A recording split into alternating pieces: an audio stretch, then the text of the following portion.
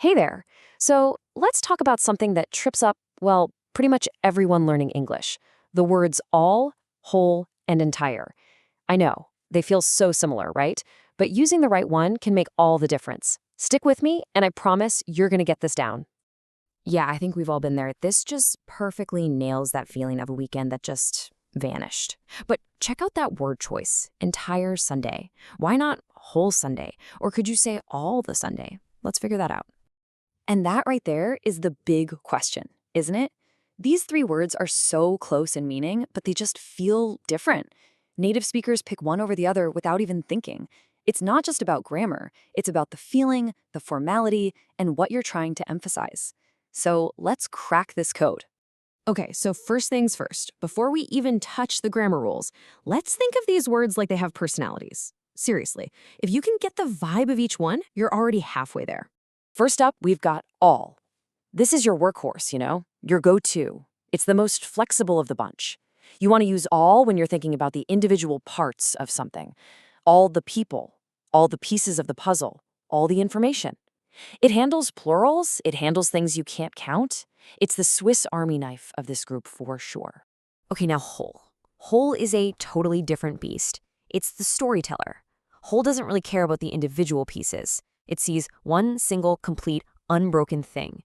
It kind of wraps an entire experience into one emotional package, like the whole story, not just the chapters, the whole pizza, not just the slices. It's got a bit more of a personal, emotional feel to it.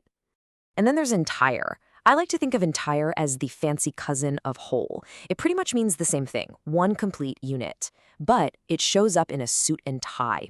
You pull this one out when you want to sound more formal, more serious, or just impressive. You'd say the entire company or the entire investigation. It just sounds more official. So now that we've got the vibe of each word, let's dig into some of the hard and fast grammar rules. These are the technical bits that will really level up your English. Okay, this one is huge. It's a dead giveaway. It's all about word order. All always comes before words like the or my. You say all the pizza. But whole and entire do the exact opposite. They come after those words. So it's the whole pizza. Just burn that into your brain. All the versus the whole. It's a game changer. All right, but what about stuff you can't really count, right? Like water or advice or money. We said whole is for a single unit, but can you have a whole water? It sounds kind of weird. Well, there's a really simple trick for this.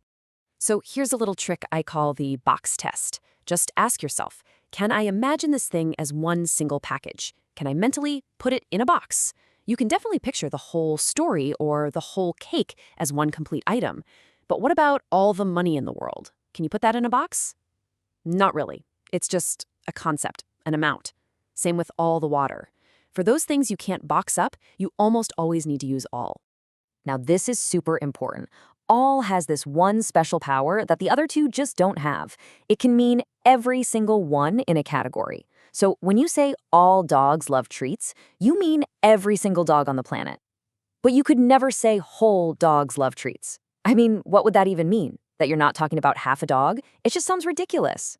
So remember, if you mean every single one, you've got to use all. Okay, so we've got the personalities, we've got the grammar. Now let's put it all together in the real world. Because honestly, choosing the right word is all about context, who you're talking to, and what you're trying to say. I love this example because it shows just how much tone matters. If you're complaining to your friend, you'd say, "Ugh, I wasted the whole day on this." It's personal, it's relatable. But to your boss, you'd say, "I dedicated the entire day to this project." See the difference? It sounds so much more professional, more serious. Same amount of time, totally different impact. Let's take another one. Say, cleaning an apartment. You could use all three words here, but they each paint a slightly different picture. If you say, he cleaned the whole apartment, you're focusing on the fact that the job is done, one complete task. If you say, he cleaned all the rooms, you're highlighting every single part, the kitchen, the bedroom, the bathroom. And if you say he cleaned the entire apartment, well, that sounds like a formal report. It's impressive, thorough, and a little less personal. All right, now for maybe the best part, the cheat codes.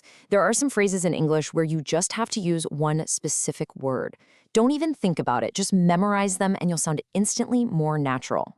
Okay, this one is huge. Seriously, people mix this up all the time. See, I just used it. The whole time means one single continuous block of time. Like, he was on his phone the whole time we were at dinner, just that one dinner. But all the time means it's a habit. It happens repeatedly. He's on his phone all the time. That's just who he is. They are not interchangeable at all. And here are a few more quick ones you can just stick in your pocket. We say all day long just to add some extra emphasis. We say the whole point when we mean the main idea or reason. We use as a whole to give a general summary, like the team as a whole did a great job. And in its entirety is a very formal phrase you might see in a contract, like please review the document in its entirety. And hey, see what I did there? The whole point of getting these little details right isn't about being perfect. It's about feeling confident that you can say exactly what you mean in any situation. Okay, so let's wrap this up with a little test. Final challenge for you. Imagine you just finished a huge, important report. You walk into your boss's office. Do you say you've reviewed the whole report or the entire report? Which one makes you sound more professional and on top of your game? You know the answer. Thanks so much for joining me.